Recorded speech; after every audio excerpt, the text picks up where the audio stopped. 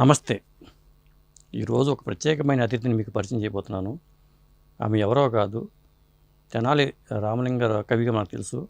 తెనాలి వాసులైన తెనాలి రామకృష్ణ గారి గురించి మనకు తెలియంది కాదు.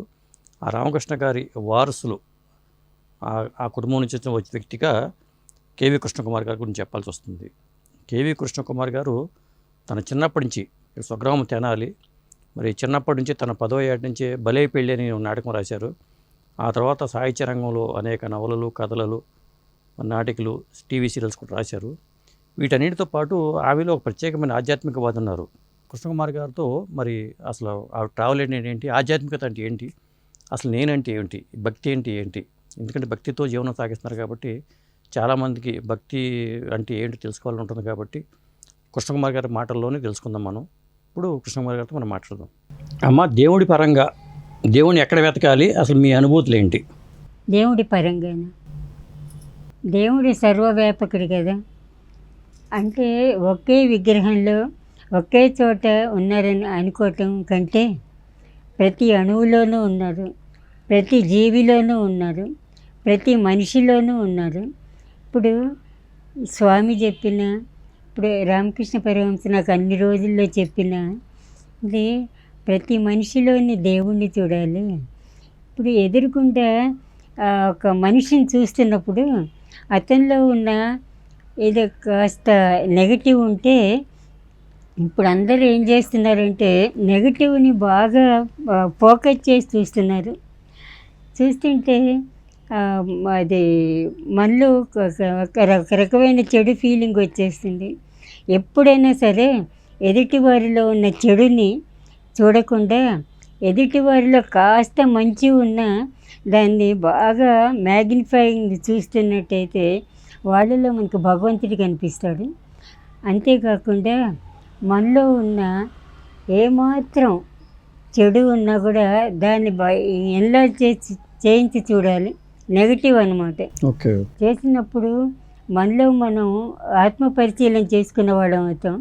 లేకపోతే కాస్త చెడు ఉంటే ఆ కాస్త చెడే కదా అనుకుంటాం. కాకపోతే అది బాగా ఎన్లార్జ్ చేసినప్పుడే అది ఎప్పుడు వదిలించుకోవాలి, ఆ చెడుని ఎప్పుడు దూరం చేసుకోవాలి, ఎప్పుడు మానవత్వంతో బతకాలి, ఎప్పుడు మాధవత్వంతో ఉండాలి అన్నది మనకి ఉంటుందన్నమాట. ఇప్పుడు ప్రతి వారిలోనూ ప్రతి జీవిలోనూ భగవంతుని చూడగలిగితే ఆ జీవితం ధన్యమవుతుంది. ఇప్పుడు జానంది, ఇప్పుడు గుడికి వెళ్తాము, గుడికి వెళ్ళి అక్కడ ఆరాధిస్తూ ధ్యానంలో ఉండి మనసంతా దేవుడి మీదే పెట్టుకుంటే అది నిజమైన భక్తి. ఓకే. కాకపోతే అది ఉన్న కాసేపు 1,00,000 కోరికలతో వెళ్ళి స్వామి ఈ కోరిక తీర్చండి, ఆ కోరిక తీర్చండి, ఆ కోరిక తీర్చండి అని 1,00,000 కోరికలతో వెళ్ళే కంటే నిర్మలమైన మనసుతో భగవంతుని ఆరాధించినట్టయితే అంతకు మించిన మన భక్తి కానీ మరొకటి ఉండదన్నమాట. ఒక రోజున నేను అంటే రాస్తుంటే ఎప్పుడు కృష్ణుడి పరంగా రాస్తూ ఉంటాను. ఎవరో పబ్లిషర్ వచ్చి, అమ్మ ఎప్పుడు మీరు కృష్ణుడిది రాస్తారు, ఒక్కసారి రాముడిది రాస్తే మేము బుక్ వేసుకుంటాము అంటే సరే కూర్చున్నాను అనమాట. అంటే నేను పేషెంట్స్ అందరిలోనూ నేను భగవంతుడినే చూస్తానన్నమాట. డాక్టర్ అంటే అంతే కదా. అదే.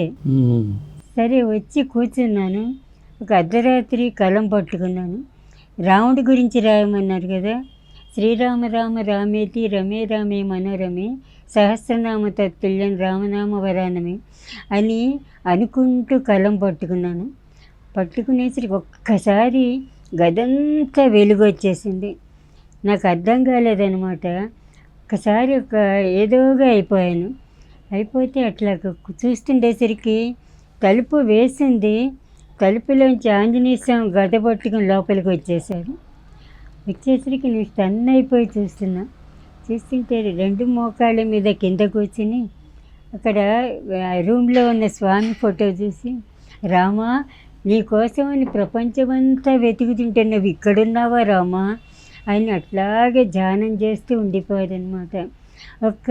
మనస్ఫూర్తిగా రామస్మరణ చేస్తున్నప్పుడు ఆంజనేయ స్వామి ఎట్లా వచ్చారు అట్లాగే మనసారా మనసారా ఆంజనేయ ఎవ్వరు ఏ దేవుణ్ణి తలిచినా కూడా భగవంతుడు తప్పకుండా ప్రత్యక్షం అవుతారు. తర్వాత నాకు అందరికంటే పాండవుల్లో ధర్మరాజు అంటే ఇష్టం. ఎందుకు? అంటే ఆ క్యారెక్టర్ అంటే ఎందుకో నాకు ఇష్టం. అంటే ఇప్పుడు మా 5 అమ్మాయిలం మేము. చిన్నప్పటి నుంచి పెద్ద కాబట్టి నేను ధర్మరాజు అని నన్ను అనేవాళ్ళు. ఎందుకో తెలియదు. అంటే ఆ క్యారెక్టర్ అంటే ఎందుకో ప్రేమతత్వం ఉందని. కూర్చునేసరికి అర్జునుడు, నకులుడు, సహదేవుడు అంటే గదిలోకి ఇట్లా వచ్చేసారు. వచ్చి నేను అన్నాను, ధర్మరాజు రాలేదే నాయనా, నాకు ఇష్టమైన అనేసరికి వస్తున్నారు, అయితే డైనింగ్ టేబుల్ దగ్గర కూర్చోండి, నేను వస్తాను అని అద్దం దగ్గరికి వెళ్ళి ఇట్లా తల ఇట్లా అనుకునేసరికి నేను స్వామిలాగా అయిపోయా, జుట్టు అదంతా. ఓకే. అంటే మనలో ఉన్న మానసికమైన ఇదే భగవత్ సాక్షాత్కరింపజేస్తుంది. ఓకే. అప్పుడు అనిపించింది ఇది అందుకనే అనుకుంటా అన్నగారు నాకు యుధిష్ఠిరుడి క్యారెక్టర్ వేయాలనుంది, తమరు రాస్తారా అని నన్ను అడిగారు. ఆయన కూడా చాలా ఇష్టం, కానీ వేయలేదు, నేను రాయలేదు అని అప్పుడు నాకు స్ఫురించింది అనమాట. ఓకే. ఇప్పుడు అందుకనే భగవంతుడిని పేషెంట్గా చూడకుండా వాళ్ళల్లో భగవంతుని చూస్తూ ఉంటే, ఒకసారి నేను చెప్పాను కదా పుట్టపర్తి జమున బలవంతంగా తీసుకెళ్ళింది. అప్పుడు నా దగ్గరికి చాలామంది పేషెంట్స్ ఫోన్లు చేశారు. ఫోన్ చేసి అమ్మ వస్తున్నాము, మేము బీదవాళ్ళం, ఎక్కడి నుంచో వస్తున్నాము, క్లినిక్ అపాయింట్మెంట్ ఇవ్వండి అంటే సరే అన్న. జమునేమో బలవంతంగా నన్ను తీసుకెళ్ళింది. అక్కడ స్వామి దగ్గర కూర్చున్న నా మనసంతా పేషెంట్స్ మీదే ఉంది. పాపం వాళ్ళు ఎంత బాధపడుతున్నారు, ఎక్కడ దిగారు, వాళ్ళకి ట్రీట్మెంట్ ఎవరు ఇస్తారు అని ఆలోచిస్తూ ఉంటే స్వామి ఇటు అటు తిరుగుతూ నా వంక చూస్తూ తిరుగుతున్నారు అనమాట. నాకు అర్థం కాలేదు. జమునంది అదేంటి కృష్ణ, స్వామిని వంక అట్లా చూస్తూ వెళ్ళిపోతున్నారు, ఎప్పుడు మాట్లాడేవారు కదా, ఇప్పుడు మాట్లాడలేదు ఏంటంటే నాకు అర్థం కావటం లేదని. సరే వచ్చేసాను. వచ్చి క్లినిక్కి రాగానే అంటే కాంపౌండర్ ఏమో 5 రోజులు రాలేదు. అతను తలుపు తీయగానే నేను ఎవరినైతే చూడలేదనుకున్నానో ఆ పేషెంట్స్ అందరూ వచ్చారు. అమ్మ మీకు ఎట్లా కృతజ్ఞతలు చెప్పుకోవాలి, మా జబ్బులు చాలా తగ్గిపోయాయి. నేను స్టన్ అయిపోయి చూస్తున్నా వాళ్ళని. ఏంటి ఎవరు రాశారంటే మీరే కదమ్మా రాశారు అన్నాను. చూస్తే నా రాతే ఉంది. ఓకే. డేట్ నాది, నేను లేని డేట్స్ అనమాట. నేను పుట్టపర్తిలో ఉన్నాను, ఆ డేట్స్ ఉన్నాయి, అది ట్రీట్మెంట్ రాసింది. ఓకే. రాసి ఉంటే ఇట్లా వాడుతున్నారంటే వాడుతున్నాను అంతే. తర్వాత ఒక అతను వచ్చి అమ్మ అది ఇస్తున్నప్పుడు అది ఎందుకో కుర్చీలో స్వామి కనిపించారు. ఓకే.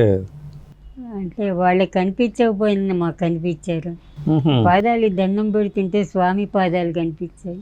అంటే నా మనసంతా వీళ్ళ మీద ఉందని స్వామికి తెలిసి అక్కడికి వచ్చి నన్ను చూడటం భక్తి కాదు, నన్ను దర్శించుకోవటం భక్తి కాదు, ఇక్కడ పేషెంట్స్ కోవటం బాధపడటమే నిజమైన భక్తి అని అనుభవపూర్వకంగా అట్లా చేశారని. ఓకే. ఇలా ఎన్నో అనుభవాలు ఉన్నాయి. ఇంకా టెంపుల్స్ ఏమైనా వెళ్ళారండి మీరు? వెంకటేశ్వర, తిరుపతి టెంపుల్స్కి వెడతాను కానీ వెళ్ళిన కాసేపు కూడా అట్లాగే ధ్యానంలోనే ఉండిపోతాను అనమాట. ఇంట్లో కూడా నేను 2 hours ధ్యానం ప్రతిరోజు పొద్దున్న. అంటే ఇదివరకు హాస్పిటల్లో ఉండేదాన్ని, హాస్పిటల్కి వెళ్ళేదాన్ని. హాస్పిటల్కి వెళ్ళినా నాకు ఎందుకో పేషెంట్స్ని చూస్తుంటే వాళ్ళ బాధలు చూస్తుంటే నేను బాధపడుతున్నట్టుగా అనిపించేది. అది పేషెంట్స్గా వచ్చి వాళ్ళు సంతోషంగా వెళ్ళిపోతుంటే అంతకు మించిన పూజ, అంతకు మించినది మరొకటి లేదు అనిపిస్తుంది అనమాట. మానవ సేవే మాధవ సేవ. అదే మానవ సేవే మాధవ సేవ. ఇక్కడ నేను ధ్యానంలో ఉంటాను ప్రతిరోజు పొద్దున్న. ఆ ధ్యానం చేస్తున్నప్పుడల్లా ప్రతి దేవుడి చుట్టూరా ఇట్లా ఆరాలాగా వచ్చేసిందండి. ఓకే. అంటే ప్రతి దేవుణ్ణి ధ్యానిస్తాను. మ్హూ. ఆ ధ్యానించిన ప్రతి దేవుడి చుట్టూరా ఇట్లారా వెలుగు బాగా వచ్చేస్తుంది. ఓకే. ఇంకా ఇంకా ఏమైనా అనుభవాలు ఉన్నాయా దేవుడికి సంబంధించిన ఇంకా అనుభవాలు? ఇంకా చాలా అనుభవాలు ఉన్నాయి. మీరు తిరుపతి వెళ్ళారు, అన్ని చోట్లకి, కాశీ వెళ్ళారా? కాశీ అన్ని చోట్ల వెళ్ళా. కానీ మా తాతయ్య కృష్ణ భక్తుడు కదా, మ్. వెళ్ళి చాలా రోజుల తర్వాత ఇట్లా కూర్చునేవాడు అనమాట. కూర్చుంటే ఇట్లాగే వెలుగు వచ్చేది చుట్టూరా. అంటే ఇప్పుడు కృష్ణుడు కూర్చుంటే వెలుగు వస్తుంది. అలా నుంచొని చూసేదాన్ని. తాతయ్య, నువ్వు పుణ్యక్షేత్రాలకి ఇదివరకు వెళ్ళేవాడి కదా చిన్నప్పుడు, ఇప్పుడు వెళ్ళటం లేదేంటి? నేను చూస్తుంటే నీ చుట్టూరా వెలుగు వస్తుంది ఏంటంటే, తాతయ్య నవ్వి, భగవంతుడు మనలోనే ఉన్నారమ్మా, ఎక్కడా లేరు. మనం ఇట్లా ధ్యానించుకుంటూ ఉంటే మన అంతర్యామిలోనే ఉంటారు, అంతరంగంలోనే ఉంటారు.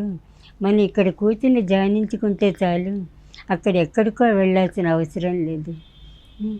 అది తాతయ్యది ఎప్పుడు నాకు గుర్తొస్తూ ఉంటుంది. ఓకే. అంటే మీ తాతయ్య హైలీ స్పిరిచువల్ అయితే. అదే మ్. ఇక్కడ తాతయ్య చివరి ఉన్నాడు. ఈయన ఆహా. ఈ సంజీవ్ రెడ్డి అంకుల్ ఇంటికి వచ్చినప్పుడు అందులో సంజీవ్ రెడ్డి గారు, అదే. నాన్న అందరం ఆహా. చాలా సంతోషం అండి, మీరు చాలా విషయాలు చెప్పారు.